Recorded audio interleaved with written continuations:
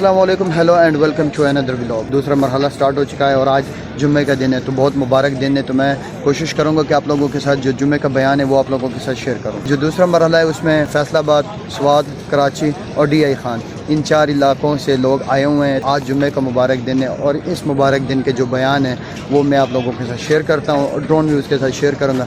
और अभी तक जो मेरे चैनल पे न्यू हैं तो उनसे गुजारिश है कि मेरे चैनल को सब्सक्राइब करें, लाइक करें, शेयर करें और बेल आइकन को प्रेस करें। तो चलिए आप लोग बयान सुनिए ड्रोन व्यूज़ के साथ। Thank you so much. अल्लाह ताला मांगने वालों से खुश होता है और न मांगने वालों से नाराज होता है। लेकिन आज हमारा हाल क्या है? नमाज पढ़ेंगे 5 बजे की, नमाज पढ़ के भागेंगे। भागता क्यों है? अल्लाह के दरबार में तुझे अल्लाह ने बुलाया है, तेरा मसला यहाँ पेश कर।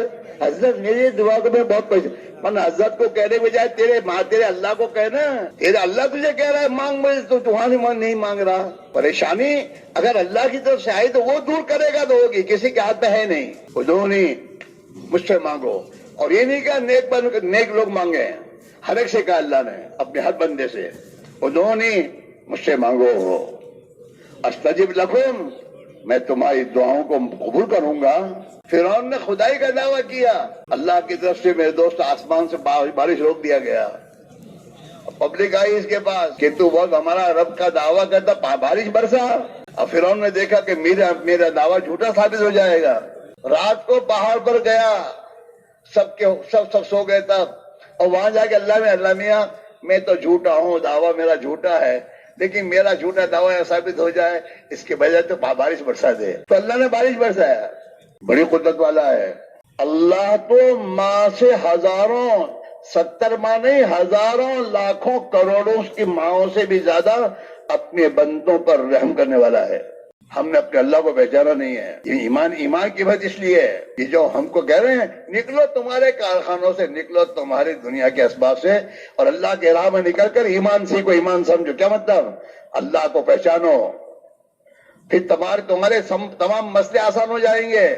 मसाइल का अल्लाह के हाथ में है और किसी के हाथ में नहीं है। और जनाब रसूलुल्लाह सल्लल्लाहु अलैहि वसल्लम अल्लाह की तरफ से दुनिया के इंसानों के दुनिया और आखिरत के जितने मसाइल हैं उन मसाइल का हल लेकर आए हैं। अल्लाह से मांगो। 5 मरतबा नमाज के लिए बुलाया अल्लाह ने। है कोई दुनिया का बादशाह, दुनिया का कुर्सी वाला कि अपनी पब्लिक को दिन में 5 मरतबा मेरे दोस्तों दरवाजा खोल दे? उसके पास से तो वक्त मांगना पड़ रहा है कि जनाब हमारा कुछ काम है, अगर आप कुछ क्या है अपार्टमेंट क्या कहते उसको, वो तो वक्त दे फिर जाओ, फिर भी बाहर खड़े रहो। अल्लाह ने दिन में 5 वक्त के लिए अपने दरबार को खोल दिया, और अल्लाह ने अपना दरबार मस्जिद को बनाया, और मस्जिद पर किसी का कंट्रोल नहीं रखा कि वक्त करो, हमारी है मस्जिद, और मस्जिद हर वक्त खुली रहेगी, बंद नहीं रहेगी। ये तो हमारी मस्जिद इसलिए बंद करते कि हमारी मस्जिदों में दुनिया की चीजें इतनी भर दी हमने कि खुली रखेंगे तो चोरी हो जाएगी। वरना पहले जमाने में जो मस्जिदें बनाई गई हैं, आप उसको देखो, उसकी कमाने इतनी बड़ी है कि उसमें दरवाजा ही नहीं लग सकता। पत्थर की मस्जिदें हैं बड़ी बड़ी। शाही मस्जिद आप देखिए कि दरबार खुदाबंदी है, ये रात दिन खुला रहेगा, और बंदों के लिए हर वक्त दरवाजा खुला हुआ है। आओ और हमसे मांगो। और 5 वक्त के लिए तो अल्लाह ने बुलाया, अजान कहकर, आओ हय्या अला सलाह, हमारे दरबार में आओ, नमाज के लिए आओ। हय्या अल फलाह, तुम जा, तुम्हारी मसले का हल सुन देख रहे हो, वहां नहीं है, यहाँ है, आओ यहाँ। 5 फर्ज है। हर नमाज के बाद दुआ कबूल होती है, बशर्ते कि नमाज हो। नमाज तो अल्लाह से कांटेक्ट का नाम है। नमाज में जब आदमी नमाज में दाखिल होता है, हदीस में यूं आता है, मैंने नमाज को मेरे और मेरे बंदे के दरमियान में आधा आधा तकसीम किया है। जब आदमी नमाज में दाखिल होता है और अल्लाह अकबर करके मेरे दोस्त नमाज में शामिल होता है, अब इसका अल्लाह से कांटेक्ट हो जाता है। हदीस में कि जब बंदा नमाज पढ़ता है और नमाज में अल्हम्दुलिल्लाहि रब्बिल आलमीन, तो आसमान से अल्लाह ताला जवाब देता है अर्श से, हमेदनी अब्दी, मेरे बंदे ने मेरी हमद और तारीफ बयान की। फौरन हाँ, अर्रहमानिर रहीम, अस्ना अलैहि अब्दी, میرے بندے نے میری ثنا و تعریف بیان کی. مالک یوم الدین، روز جزا کا مالک. مجدنی عبدی، میرے بندے نے میری بزرگی بیان کی. ایاک نعبد و ایاک نستعین. آسمان سے اللہ میاں کہہ رہے ہیں ھذا بینی و بین عبدی ولعبدی ما سأل، یہ میرے اور میرے درمیان میں آدھا آدھا ہے. میرا بندہ جو مانگے گا میں اس کو دوں گا. ایاک نعبد، آدھا بندے کی طرف سے ہے. اے اللہ ہم تیری ہی مانیں گے. نماز میں ہر مسلمان یہ کہہ رہا اللہ سے، اے اللہ کس کی مانیں گے بولو؟ اللہ کی بیوی کے نہیں، بچوں کے نہیں، دنیا کے نادانوں کی باتیں نہیں مانوں گا. مانوں گا تو تیری مانوں گا. ایاک نعبد، میں تیری ہی مانوں گا، ہم تیری ہی مانیں گے. وَإِيَّاكَ نَسْتَعِينُ، اور تجھی سے مدد لیں گے. مدد بھی وہی کرے گا، آدھا ہم پر آدھا اس پر. ہم نے اپنی شرط پوری نہیں کی ہے اس لیے ہم کو نہیں مل رہا. صحابہ نے اپنی شرط پوری کی کہ اللہ کے سامنے جو عہد کر رہے ہیں ہم تیری ہی مانیں گے. صحابہ نے زندگی کو اللہ کی اطاعت پر ڈالا. باپ داداؤں کے طور طریقے، خاندانوں کے طریقے، جتنے جہالت کے زمانے میں جو طریقے تھے سب چھوڑے، اور ایک طریقہ جو جناب رسول اللہ صلی اللہ علیہ وسلم آئے اسے میں دوست مضبوط سے پکڑا. ایاک نعبد، انہوں نے اس کو میرے دوست وفا کیا. اللہ نے ان کی مددوں کے لیے اپنی مدد کے دروازے کھول دیے. ایاک نعبد و ایاک نستعین، اے اللہ تیری ہی مانیں گے اور تجھی سے مانگیں گے. تیری ہی مانیں گے اور بولو تجھی سے مانگیں گے. اللہ تعالیٰ میرے بندے کی زمین آدھا آدھا ہے. وَلِعَبْدِي مَا سَأَلَ، اور میرا بندہ جو مانگے گا میں اسے دوں گا.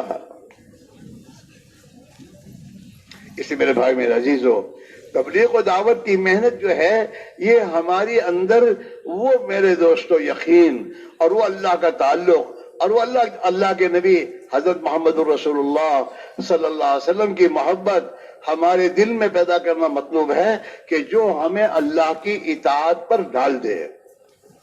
ہمارے تمام مشکلات کا حل ہو جائے گا. معاملہ اللہ سے درست ہوا کہ دنیا کے حالات درست ہو جائیں گے.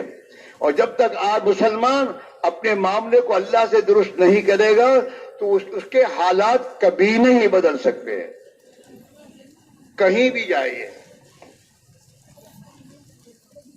کہ محمد سے وفا تو نے تو ہم تیرے ہیں، یہ جہاں چیز ہے کیا لوح و قلم تیرے ہیں.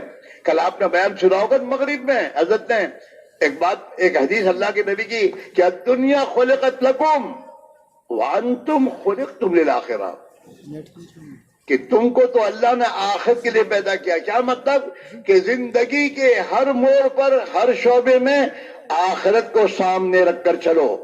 میری آخرت بنے. آخرت تو میرے دوستو سچائی سے بنے گی، ایمانداری سے بنے گی، اللہ کی اطاعت سے آخرت بنے گی، پیارے نبی صلی اللہ علیہ وسلم کی غلامی میں آخرت بنے گی. تم آخرت کے لیے پیدا ہوئے.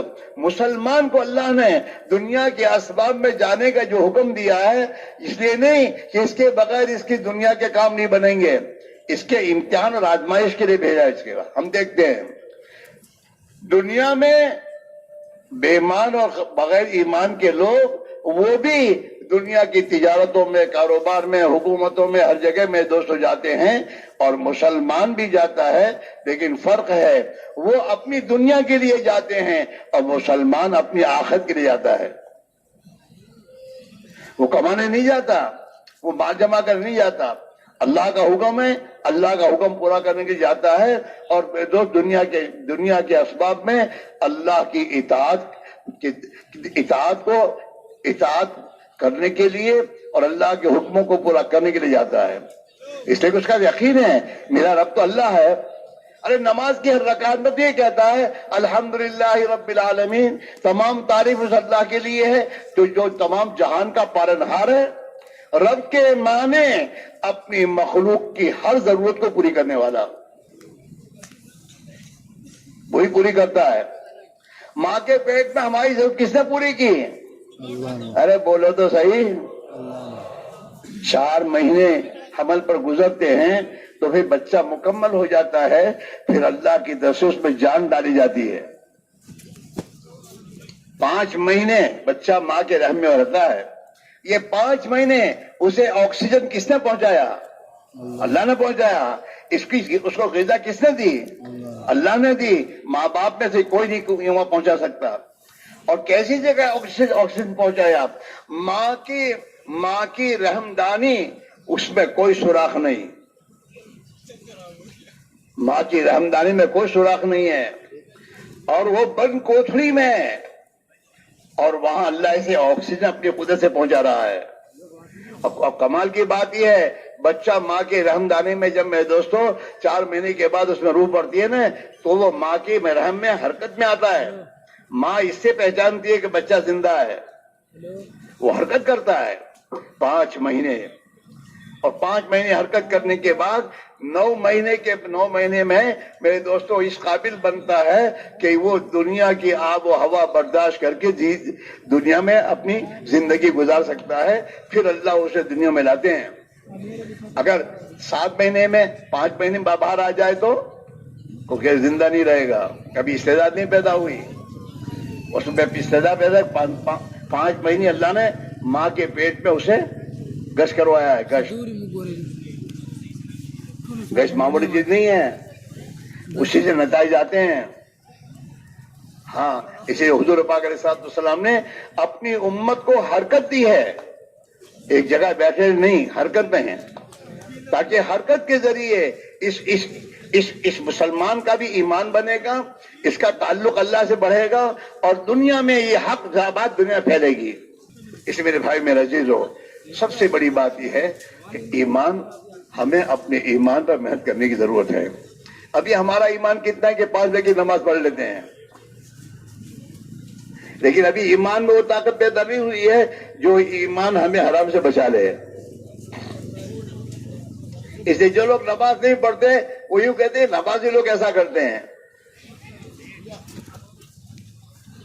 نمازی لوگ ایسا کرتے ہیں۔ ہاں،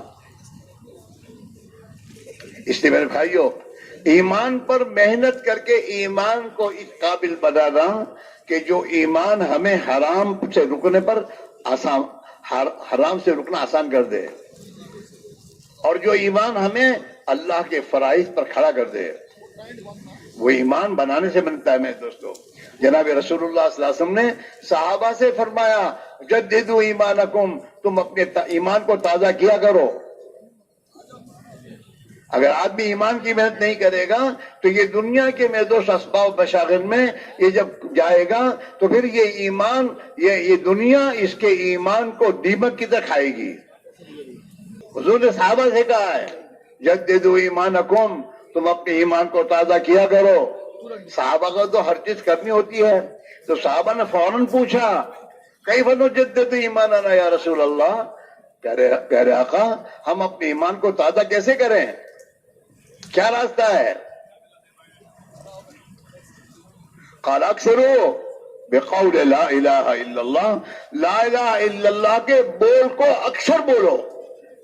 آج ہماری زبانوں پر ایمان کے بول نہیں ہیں۔ مسجد میں نماز پڑھنے گیا ہے اور نظمی میں دو کھڑے ہو کے بات کریں گے تو وہاں بھی اللہ کی عظمت بڑائی کو نہیں بولیں گے، وہاں بھی دنیا آج یوں آیا ہے، آج یوں آیا ہے۔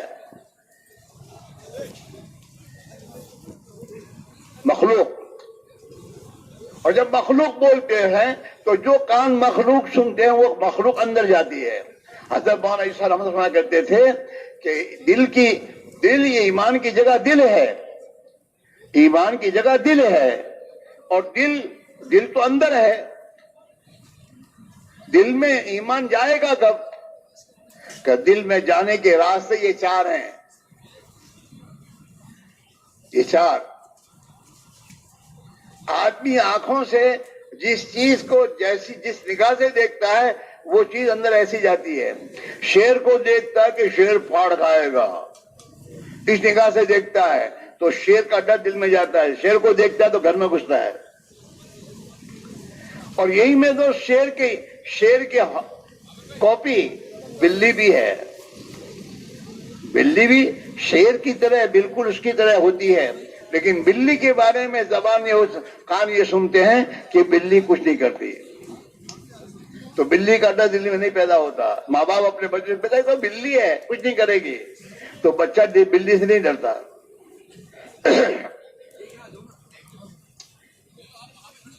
آنکھ دیکھتی ہے، زبان بولتی ہے، کان سنتے ہیں، دماغ سوچتا ہے، بات دل میں اترتی ہے.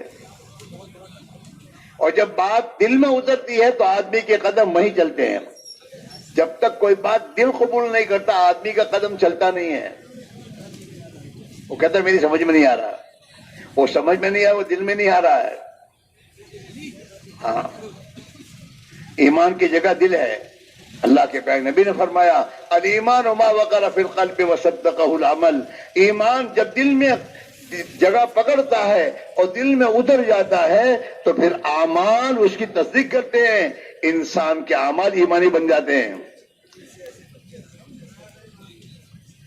ہاں، ایمان کی جگہ دل ہے اور دل میں جانے کے یہ راستے ہیں. آج کل کی دنیا میں سمجھنا بہت آسان ہے. مائکرو فون سے میرے دوستوں کیسٹ میں بھری جاتی چیز، مائکرو فون سے کیسٹ میں جب چیز بھری جاتی ہے. اب غلط چیزیں اگر کیسٹ میں بھر گئی ہے تو اس کو ختم کرنے کے لیے صحیح چیز بولو تو صحیح چیز آ جائے گی اور غلط چیزیں ختم ہو جائے گی. ایسے ہمارے غلط یقینوں کو دور کرنے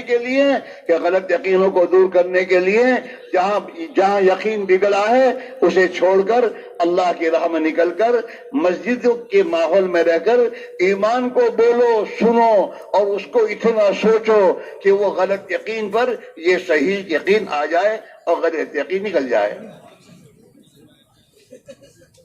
اور جب یقین صحیح ہو جائے گا تو پھر سوچ صحیح ہو جائے گی، زندگی صحیح ہو جائے گی، اعمال صحیح ہو جائیں گے، معاملات کی لائن کا دین بھی چلنا آسان ہو جائے. دین یسرن، اللہ کے نبی نے فرمایا دین تو بہت آسان ہے، دین بہت آسان ہے.